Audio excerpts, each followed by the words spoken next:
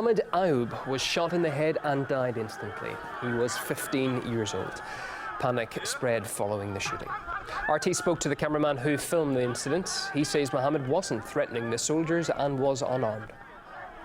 He was participating in the march like everyone else. Lots of people were participating, and he was among them. He was not a threat to the Israeli army, and he was not acting in a manner that could have been considered threatening. He was a 15-year-old child.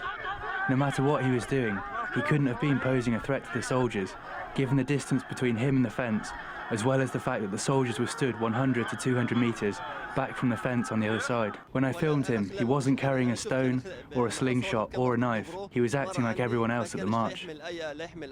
Well, we managed to speak to Mohammed's family as well. They say he was just exercising his rights at a peaceful demonstration and was far from the border fence. Mohammed was 300 meters away from the fence, and even if he was right next to it, he was at a peaceful demonstration. He was just a child. Was he carrying a missile launcher? Was he shooting at the soldier who killed him? Why did they kill him? I'll tell you what Mohammed did wrong. Mohammed's fault was that he was demanding his rights. He asked to go to the demonstration, and I said I didn't want him to, because the Israelis threaten and target people. Each Friday, threats from the Israelis increase. Then he asked to go and play outside, but he escaped and ran off to the demonstration.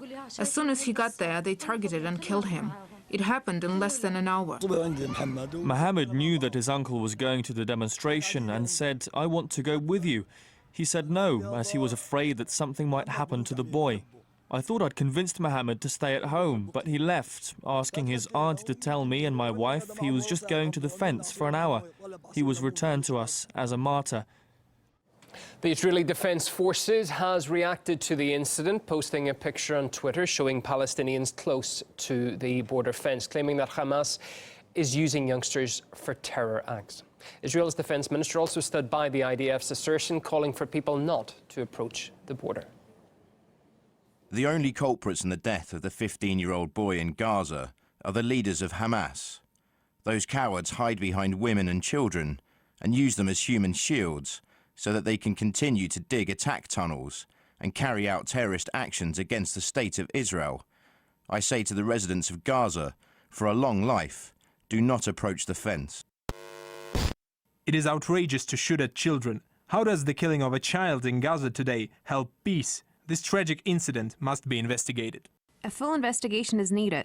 The EU calls on the Israel Defense Forces to refrain from using lethal force against unarmed protesters. Israel has launched an investigation into the case following worldwide criticism of the killing. The conflict on the border flared with the start of the so-called March of Return almost a month ago. Palestinians are demanding the return of territory they believe Israel has occupied. The demonstrations have left dozens of Palestinians dead and injured in the past 3 weeks.